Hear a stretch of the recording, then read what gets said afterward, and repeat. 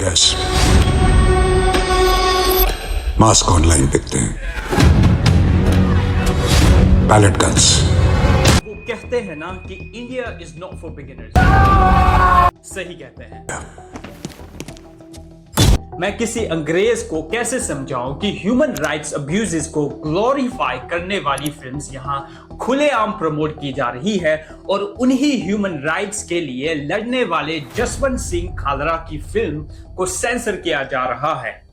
पहले तो इस फिल्म को 4 साल तक थिएटर्स में रिलीज नहीं होने दिया और जब फाइनली ये OTT पर पहुंची तो ZEE5 ने भी 2 दिन के अंदर अंदर इसे अपने प्लेटफॉर्म से रिमूव कर दिया। लेकिन क्यों? पूरी फिल्म कोर्ट डॉक्यूमेंट्स और एस्टैब्लिश फैक्ट्स के बेसिस पर बनी है। फिल्म जिस टाइम की बात कर रही है तब सेंटर और पंजाब दोनों जगह कांग्रेस की सरकार थी और अगले ही साल पंजाब में इलेक्शंस है, जहां बीजेपी इस मौके को भुना सकती थी, लेकिन वही इस फिल्म के पीछे पड़ी है। क्यों? क्योंकि आज पंजाब में तो माहौल ठीक है, लेकिन फिल्म में दिखाई गई extra judicial killings, state sponsored kidnappings और फेक इनकाउंटर्स तो देश भर में अभी भी जारी है। सरकार को डर है कि कहीं फिल्म देखकर लोग जसवंत सिंह खालरा के साथ साथ उमर खालिद और नाजिब अहमद जैसे लोगों के लिए भी इंसाफ की मांग ना करने लग जाएं। साथ ही फिल्म में KPS गिल को भी एक विलन की तरह दिखाया गया है, वही KPS गिल जिन्हें लोग बुचर ऑफ पंजाब भी कहते हैं। गिल साहब का बुचर ऑफ गुजरात के साथ भी पुराना नाता है। 2002 के दंगों में मोदी जी का नाम क्लियर करने में इनका बड़ा हाथ था। शायद आज यही एहसान लौटाया जा रहा है। तो आखिर क्या है इस बैन की सच्चाई और कौन थे जसवंत सिंह खालरा जिन्हें आज तक सिस्टम की नींदें उड़ा रखी है? आइए जानने की कोशिश करते हैं आज की इस वीडियो में। सबसे पहले बात करते हैं 90s के उस दौर की। पंजाब और सिख मिलिटेंसी का जब जिक्र आता है तो लोगों को जून 1984 में हुआ ऑपरेशन ब्लू स्टार तो याद है, लेकिन बहुत कम लोग जानते हैं कि उसके बाद क्या हुआ। ब्लू स्टार के बाद ऑपरेशन वुड रोज नाम से एक और ऑपरेशन चलाया गया था, जिसमें विलेजेस में छापे मार के नौजवानों को उठाया जा रहा था। फिर अक्टूबर महीने में इंदिरा गांधी की हत्या ने एक कैटलिस्ट का काम किया। कई शहरों में एंटी सिख राइट्स हुए और अकेले दिल्ली में ही 2700 से ज्यादा सिखों को मार डाला गया। इसका फायदा कट्टरपंथियों को भी मिला। खालिस्तान का आइडिया जो पहले फ्रिंज पर था अब मेन स्ट्रीम होने लगा था। पुलिस वाले भी फेक इनकाउंटर्स करके अपने नंबर्स बढ़ा रहे थे और प्रमोशन ले रहे थे। इसी दौरान terrorist and destructive activities prevention act या टाड़ा जैसे कानून बनाए गए, जो कि आज के यूएपा जैसा ही था। आमतौर पर किसी को अरेस्ट करने के बाद पुलिस को 24 घंटे के अंदर अंदर उसे डिस्ट्रिक्ट मैजिस्ट्रेट के सामने पेश करना पड़ता है, लेकिन टाड़ा में ये रिक्वायरमेंट नहीं थी। अब पुलिस का जब मन करता था तो वो किसी को भी उठा लेती थी और यहीं से डिसअपीयर्ड लोगों की कहानी शुरू हुई। इन लोगों का ना अरेस्ट रिकॉर्ड रखा जाता था और ना ही कोई FIR होती थी, इसलिए जब उनके घर वाले पुलिस स्टेशन में पूछताछ करने आते थे तो पुलिस वाले साफ इनकार कर देते थे कि वो आदमी उनकी कस्टडी में था ही नहीं। खालरा उस समय शिरोमणि अकाली दल के ह्यूमन राइट्स विंग के जनरल सेक्रेटरी थे और अपने साथी जसपाल सिंह ढिल्लों के साथ मिलकर पंजाब के अनरिजॉल्व डिसअपीयरेंसेस की मैपिंग कर रहे थे। उसी दौरान उनके साथ काम करने वाले 2 सिख यूथ एक्टिविस्ट भी अचानक गायब हो गए। खालरा ने उन्हें ढूंढने की काफी कोशिश की, लेकिन जब कुछ हाथ नहीं लगा तो वो अमृतसर म्युनिसिपल कॉर्पोरेशन के ऑफिस पहुंचे। वहां उन्होंने एम्प्लॉइज से बात की और पूछा कि पीक मिलिटेंसीज के दौर में पुलिस वहां कितनी बॉडीज लेकर आती थी, कितनी लकड़ी इस्तेमाल होती थी और कितना रिकॉर्ड मेंटेन किया जाता था। जो उन्होंने देखा वो पंजाब की सबसे बड़ी पोस्टमार्टम फाइल थी। वहां पर बहुत सी बॉडीज को अनआइडेंटिफाइड मार्क कर दिया गया था, जबकि उसी के आगे उनका नाम, एड्रेस, एज सब कुछ लिखा हुआ था। तो आखिर ये बॉडीज अनआइडेंटिफाइड कैसे हुई। ये बस एक ट्रिक थी ताकि उन्हें इन डेड बॉडीज के घर वालों को इन्फॉर्म ना करना पड़े। अगर एक भी बॉडी का पोस्टमार्टम सही से हो जाता तो उन्हें समझ आ जाता कि जिन्हें जानबूझकर मर्डर किया गया है। फिर उन्होंने फायरवुड रिकॉर्ड्स देखे जिनके मुताबिक वहां रोज 4 से 10 बॉडीज जलाई जा रही थी, लेकिन कुछ दिन ऐसे भी होते थे जब पुलिस वाले ट्रक भरकर बॉडीज लाया करते थे। ਉਹਨਾਂ ਨੇ ਮੇਰੇ ਮੱਥੇ ਤੇ ਇਦਾਂ ਗਾ ਕਰਕੇ ਨਾ ਮੌਜਰ ਰੱਖਿਆ ਤੇ ਮਾਤਾ ਨੂੰ ਕਹਿਣ ਲੱਗੇ ਵੀ ਦੱਸ ਹੁਣ ਇਹ ਆ ਮਾਰਦੀ ਐ ਇਹਨੂੰ ਕਿ ਰੱਖਦੀ ਐ। ਮਾਤਾ ਵਿਚਾਰੀ ਰੋਂਦੀ ਰਹਿੰਦੀ ਕਹਿਣ ਲੱਗੀ ਵੀ ਨਹੀਂ ਇੱਕ ਤਾਂ ਅੱਗੇ ਮਰ ਗਿਆ ਇੱਕ ਇਹ ਤੁਹਾਡੇ ਕੋਲ ਹੈਗਾ ਹੁਣ ਤੁਸੀਂ ਵੇਖ ਲਓ ਜੇ ਰੱਖਣਾ ਰੱਖ ਲਓ ਮਾਰਨਾ ਮਾਰ ਤੇ ਉਹਨੇ ਰਹਿ ਵੀ ਮਰਿਆ ਮਰ ਗਈ ਹੈ। ਪਹਿਲਾਂ मैं समझदा गन खाली है। खालरा ने पहले सिर्फ अमृतसर में इंक्वायरी की, लेकिन जैसे जैसे वो मजीठा, तंतरान और बटाला गए उन्हें समझ आ गया कि ये सिर्फ एक डिस्ट्रिक्ट की बात नहीं थी बल्कि पूरे पंजाब में एक ऑर्गेनाइज मास किलिंग ऑपरेशन चल रहा था। उनके मुताबिक इन लावारिस लाशों की गिनती 25,000 तक थी। बाद में जब सीबीआई इन्वेस्टिगेशन हुई तो उन्हें भी कंफर्म किया कि इसमें 2097 इलीगल क्रीमेशंस तो सिर्फ खालरा के होम डिस्ट्रिक्ट तंतरान में ही हुई थी। खालरा की इन्वेस्टिगेशन में ऐसी कई केसेस सामने आए। एक केस में 7 सिविलियंस को पंजाब पुलिस ने खालिस्तानी सिंपथाइजर्स बताकर एक गांव से उठाया था। इनमें कोई टेलर था, कोई टीचर। पुलिस का क्लेम था कि वो उन्हें एक मिलिटेंट हाइड आउट लोकेट करवाने के लिए ले जा रहे हैं, लेकिन असल में वो उन्हें ह्यूमन शील्ड्स की तरह इस्तेमाल कर रहे थे। पुलिस को डर था कि अगर वहां वाकई मिलिटेंट्स छुपे हुए होंगे तो वो पुलिस पर हमला कर सकते हैं। इसलिए अगर सिविलियंस आगे रहेंगे तो सबसे पहले वही उनका शिकार बनेंगे। लेकिन वो मिलिटेंट हाइड आउट एग्जिस्ट ही नहीं करता था, वहां उन्हें कोई मिलिटेंट नहीं मिला। पर जब वो सिविलियंस घर वापस नहीं आए तब पुलिस की तरफ से एक ऑफिशियल स्टेटमेंट आया जिसमें पहले कहा गया कि पुलिस ने 9 मिलिटेंट्स मारे हैं और बाद में क्लेम बदलकर कहा गया कि सिर्फ 2 मिलिटेंट्स थे और बाकी 7 लोग क्रॉस फायर में मर गए। फोरेंसिक्स और फैमिली एफिडेविट्स के बेसिस पर खालरा ने प्रूफ किया कि ये गोलियां इनकाउंटर के दौरान नहीं लग सकती थी क्योंकि वो सीधा सीने में मारी गई थी, जैसे किसी ने जानबूझकर उन्हें एग्जीक्यूट किया हो। इस केस में भी बॉडीज को अनआइडेंटिफाइड डिक्लेयर करके जला दिया गया था। इस मूवी को क्रिटिसाइज करने वाले लोग ये भी कहते हैं कि इस मूवी में पुलिस के रोल को जिस तरह दिखाया गया है उससे ये लगता है कि खालरा पुलिस के दुश्मन थे, लेकिन ऐसा नहीं है। उनकी लड़ाई सिस्टम से थी, उसी सिस्टम से जिसने आम लोगों के साथ साथ अपने ही डिपार्टमेंट के 2000 पुलिस ऑफिसर्स को भी गायब करवा दिया गया था। ये वो पुलिस ऑफिसर्स थे जो फेक इनकाउंटर्स में हिस्सा लेने से इनकार कर देते थे। ये अपने सुपीरियर्स के ऑर्डर्स पर सवाल उठाते थे। इनकी बॉडीज को भी अनआइडेंटिफाइड मार्क करके जलाया गया था। खालरा ने सुप्रीम कोर्ट में एक पिटिशन फाइल की जिसमें उन ऑफिसर्स के नाम, पोस्टिंग डिटेल्स, क्रीमेशन डेट्स और फायरवुड लॉग्स तक अटैच किए। सुप्रीम कोर्ट ने नेशनल ह्यूमन राइट्स कमीशन को इन्वेस्टिगेशन के लिए अपॉइंट किया। बाद में सीबीआई भी इन्वॉल्व हुई जिसने 1996 में कंफर्म कर दिया कि खालरा की दी हुई इंफॉर्मेशन जेन्युइन थी। सीबीआई इन्वेस्टिगेशन में यह भी सामने आया कि पंजाब पुलिस ने अपने ही डिपार्टमेंट के अंदर एक क्लीन अप ड्राइव शुरू कर दी थी। जहां जहां कोई ऑफिसर सीनियर कमांड के नैरेटिव में फिट नहीं बैठता था वो डिसअपीयर हो जाता था। किसी पर डिपार्टमेंटल चार्जेस लगा दिया जाता, किसी को इंटरनल इंक्वायरी में सस्पेंड करके कभी वापस नहीं लिया जाता और कई ऑफिसर्स एक दिन अचानक ड्यूटी से गायब हो गए। यही वजह थी कि उस वक्त की पंजाब पुलिस के लिए खालरा अब एक प्रॉब्लम बनते जा रही थी, इसलिए इस बार उन्हें ही गायब कर दिया गया।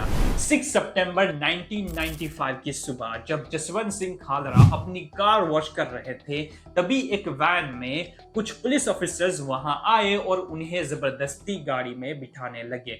जब जसवंत सिंह की वाइफ पुलिस स्टेशन पहुंची तो पुलिस ने साफ इनकार कर दिया कि वो कभी उनकी कस्टडी में थे ही नहीं, जबकि आई विटनेसेस मौजूद थे। परेशान होकर खालरा की वाइफ परमजीत कौर ने सुप्रीम कोर्ट में हेबियस कॉर्पस की पिटीशन फाइल की। सुप्रीम कोर्ट ने मामले की इन्वेस्टिगेशन सीबीआई को सौंप दी और 1996 में सीबीआई ने कंफर्म किया कि खालरा को पुलिस ने ही उठाया था।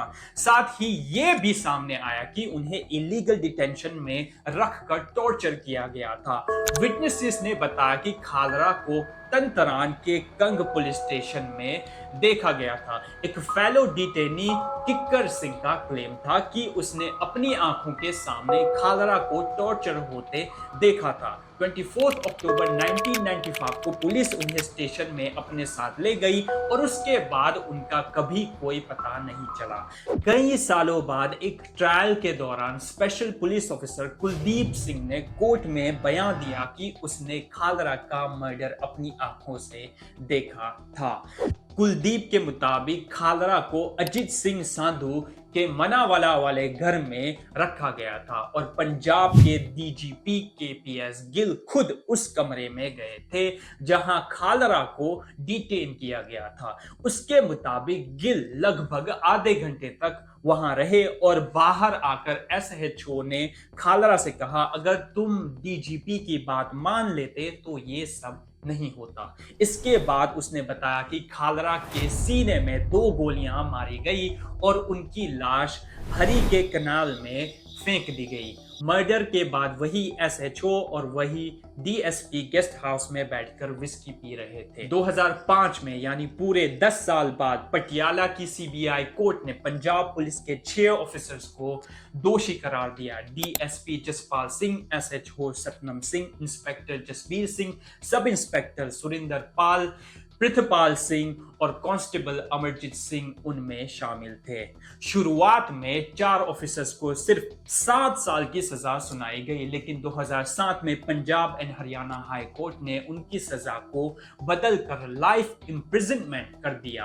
कोर्ट ने अपने जजमेंट में लिखा, the accused acted as if they were the law unto themselves. The rule of law was not only ignored, it was tortured and murdered. Ajit Singh Sandhu, जो इस केस का प्राइम अक्यूज था, उसने 1997 में ही सुसाइड कर लिया था, जिसे एक स्टेज मर्डर भी माना जाता है ताकि बड़े लोगों का नाम कभी सामने ना आ सके।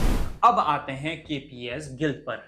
आई विटनेसेस होने के बावजूद भी कोर्ट ने कभी गिल को इस केस में चार्ज नहीं किया। सरकार उन्हें अवार्ड्स और ऑनर्स देती रही और देश के सामने कभी उस आदमी की सच्चाई बाहर ही नहीं आ सकी। लेकिन अब लोगों ने बोलना शुरू कर दिया है। पंजाब के मशहूर सिंगर जसबीर जस्सी का ये बयान सुनिए। केपीएस गिल मेरी नज़र विच एक बुच्छड़ सी। मैं चलो बहुत गाला नहीं कर सकता क्योंकि लाइव हाँ, बहुत सारे लोग सुन रहे हैं, पर कदी कोई बैठेगा तो मैं उन्हें जरूर दसांगा कि उस बंदे ने मेरे नाल दे किन्ने बंदे मारे हैं।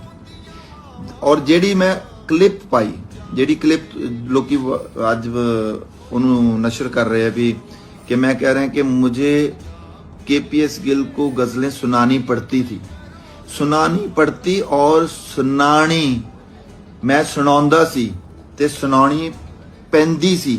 ਇਹ ਦੋਨਾਂ ਦੇ ਵਿੱਚ ਬਹੁਤ ਅੰਤਰ ਹੈ। ਜਦੋਂ ਮੈਂ ਕਹਾਂਗਾ ਨਾ ਕਿ ਮੈਨੂੰ ਮੈਂ ਉੱਥੇ ਗਿਆ ਤੇ ਜਾਂ ਮੈਨੂੰ ਉੱਥੇ ਜਾਣਾ ਪਿਆ, ਮੈਂ ਉਦੋਂ ਨੌਕਰੀ ਕਰਦਾ ਸੀ ਥੋੜੇ ਦਿਨ ਵਾਸਤੇ।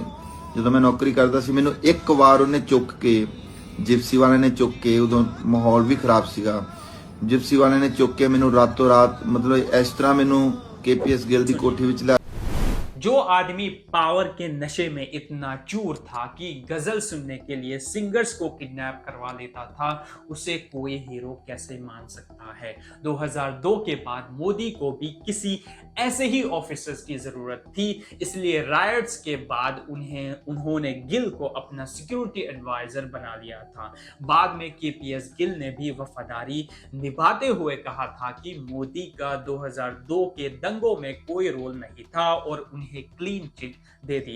तभी तो मोदी जी ने स्टूडेंट्स और फार्मर्स के मरने पर कोई ट्वीट नहीं किया, लेकिन 2017 में गिल साहब के मरने पर उन्हें पूरी इज्जत दी। वापस इस फिल्म और खालरा पर लौटे तो उनके बारे में इस वक्त मीडिया में बहुत सी बातें चल रही हैं। कोई उन्हें खलिस्तानी बताता है तो कोई उनके पुराने क्लिप सामने ले आता जिसमें वो भिंद्रांवाले की तारीफ कर रहे हैं। इसे प्रूफ की तरह लिया जाता है कि वो टेररिस्ट सपोर्टर थे। चलिए अब एक और टेररिस्ट जाकर बैठकर सुना, देखते हैं। उनसे व्यक्तिगत बात लंबी बहुत हुई और फिर जिस तरीके से उन्होंने दूसरे लोग, बड़ी भीड़ आती थी उनसे बात करते थे, वो देखा। मैं कह सकता हूं कि भिंडरावाला को मैं संत कहता हूं। एक बार फिर देख लेते हैं। आपके बारे में ये भी प्रभाव है कि आप भिंडरावाला के भी? हाँ, मैं भिंडरावाला का मित्र था, उनके साथ रहा हूँ और मैं उनको आतंकवादी नहीं मानता हूँ। जो पार्टी सारा दिन दूसरों को नेशनलिस्ट होने के सर्टिफिकेट बांटती है, उसी ने एक सर्टिफिकेट भिंडरांवाले को भी इश्यू किया हुआ है। तो आखिर खालरा क्यों गलत हुए? और अगर बीजेपी को भिंडरांवाले से इतनी परेशानी तो अमित शाह जी इस में क्या कर रहे हैं? वीडियो में अमित शाह जिनके साथ बैठे हैं वो दमदामी टकसाल के जत्थेदार है। कभी इस दमदामी टकसाल का जत्थेदार भिंडरांवाले भी था और ये लोग भी भिंडरांवाले को संत मानते हैं। तो इन्हें कोई खलिस्तानी क्यों नहीं कह रहा? अमित शाह ने इन्हें गिरफ्तार क्यों नहीं करवा लिया? और अब जब फाइल खुल ही गई है तो इस तस्वीर को भी देखिए। ये एक प्रोसेशन की फोटो है जिसमें बीजेपी के फाउंडर्स लाल कृष्ण आडवाणी और अटल बिहारी वाजपेयी ये मांग कर रहे हैं कि गोल्डन टेम्पल पर हमला किया जाए और पंजाब को फौज के हवाले कर दिया जाए। यानी जो पार्टी सारा दिन 1984 के लिए कांग्रेस को ब्लेम करती रहती है, वही ऑपरेशन ब्लू स्टार के लिए सरकार पर दबाव भी बना रही थी। अब बताइए इन लोगों को कैसे ट्रस्ट किया जाए? एक और इल्जाम जो खालरा पर लगता है वो ये है कि वो सिर्फ सिख विक्टिम्स की बात कर रहे थे, लेकिन ऐसा भी नहीं है। क्या आप जानते हैं कि उन्होंने हिंदुओं के डिसअपीयरेंसेस का भी मुद्दा उठाया था और फिल्म बैन होने पर पंजाब की उन हिंदू फैमिलीज ने भी इसका विरोध किया था। 1993 में गायब हुए गुलशन कुमार के परिवार ने टाइम्स ऑफ इंडिया से बात करते हुए कहा कि दुनिया तक खालरा की कहानी पहुंचनी चाहिए और उनके जरिए हमारे जैसे परिवारों की भी। वही दूसरी तरफ फिल्म के डायरेक्टर हनीत रेहान का कहना है कि सरकार का इतना प्रेशर था कि उन्हें ये फिल्म इंटरनेशनली भी रिलीज नहीं करने दी गई। हनी ने बताया कि फिल्म को 2023 के टोरंटो इंटरनेशनल फिल्म फेस्टिवल में स्क्रीन किया जाना था, लेकिन स्क्रीनिंग से पहले ही उनके प्रोड्यूसर्स को फोन आ गया। फोन पर क्या बात हुई ये उन्होंने नहीं बताया, लेकिन उसके बाद वो फिल्म अचानक फेस्टिवल लाइनअप से हटा दी गई। ये सीधा सीधा मैसेज था कि फिल्म बनानी हो तो कश्मीर फाइल्स बनाओ, धुरंधर बनाओ, लेकिन ये सच्चाई मत दिखाओ।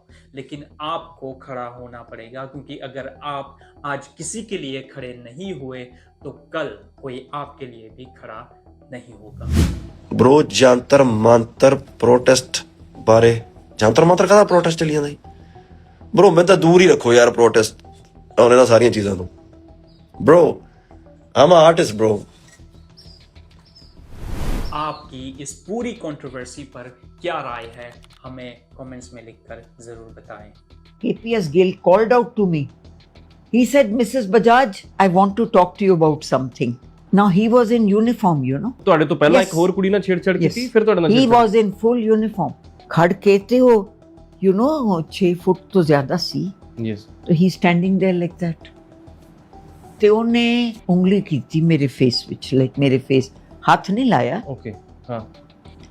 ਪਰ ਇਸ ਤਰ੍ਹਾਂ ਕਰਕੇ ਕਹਿੰਦਾ come on up up you come along with me. ਮੈਂ ਕਿਹਾ ਜੀ you go away from here, you are misbehaving, go away from here. ਉਹਨੂੰ ਕੋਈ ਫਰਕ ਨਹੀਂ ਪਿਆ, ਮੁੜ ਕੇ ਸੇਮ ਥਿੰਗ ਹੀ said come on up up, you come on, you come along with me. And then he put his arm out like this. ਤੇ ਮੈਨੂੰ ਲੱਗਿਆ ਕਿ ਇਹ ਮੈਨੂੰ ਮੇਰਾ ਹੱਥ ਫੜ ਕੇ ਤੇ ਮੈਨੂੰ ਉੱਤੇ ਖਿੱਚਣ ਲੱਗਿਆ। ਉਹ ਮੈਨੂੰ ਸਮਝ ਨਾ ਆਇਆ ਮੈਂ ਕੀ ਕਰਾਂ। I as a reflex action I pulled that chair back ਜਿੰਨਾ ਹੋ ਸਕੇ, ਔਰ ਮੈਂ ਵਿੱਚੋਂ ਨਿਕਲ ਕੇ ਮੈਂ ਜਾਣ ਲੱਗੀ। That is when he hit me on the back. He hit me on the bottom. ਤੁਹਾਡੇ ਬੈਕ ਤੇ ਹੱਥ ਮਾਰਿਆ ਉਹਨੇ? That is what he did in front of everyone, in front of the ladies, in front of all. I ran from there 20 yards away, 25 yards away. Host was standing there, S.L. Kapoor. ਉਹ ਖੜਾ ਸੀ ਉੱਥੇ, ਜਿਨ੍ਹਾਂ ਦੇ ਘਰ party ਸੀਗੀ। ਹਾਂ home secretary ਸੀਗੇ? ਹੈ ਹੋਮ ਸੈਕਟਰੀ ਸੀਗੇ ਕਪੂਰ? ਹਾਂ, ਪ੍ਰਿੰਸੀਪਲ ਸੈਕਟਰੀ ਹੋਮ ਜੀ। ਉਹ ਮੈਂ ਉੱਥੇ ਜਾ ਕੇ ਮੈਂ I was almost crying. I said ਕਿ sir, what kind of people have you called to your party? ਉਨੀ ਦੇਰ ਵਿੱਚ ਉਹ ਵੀ ਪਿੱਛੇ ਆ ਗਿਆ। KPS ਗਿੱਲ ਵੀ ਪਿੱਛੇ ਉਹ ਵੀ ਆ ਕੇ ਖੜਾ ਹੋ ਗਿਆ ਤੇ he is swaying and he says, what is she saying? What is she saying? मैं क्या, I have told Mr. Kapoor that you are not fit to be in a party in the evening. I said, Mr. Kapoor, take him away. He has even hit me. ਉਹ ਬੜੇ ਹੈਰਾਨ ਜੇ। ਉੱਥੇ ਇੱਕ joint director IB ਉਹ ਵੀ ਸੀ ਖਲੋਤਾ, ਉਹ ਵੀ ਆ ਗਿਆ ਤੇ ਉਹ ਮਿਸਟਰ S.L. ਕਪੂਰ ਔਰ ਉਹਦਾ ਬੇਟਾ ਉਹ ਆ ਕੇ ਤੇ ਇਹਨੂੰ ਫੜ ਕੇ ਘਰ ਦੇ ਵਿੱਚ ਅੰਦਰ ਲੈ ਗਏ।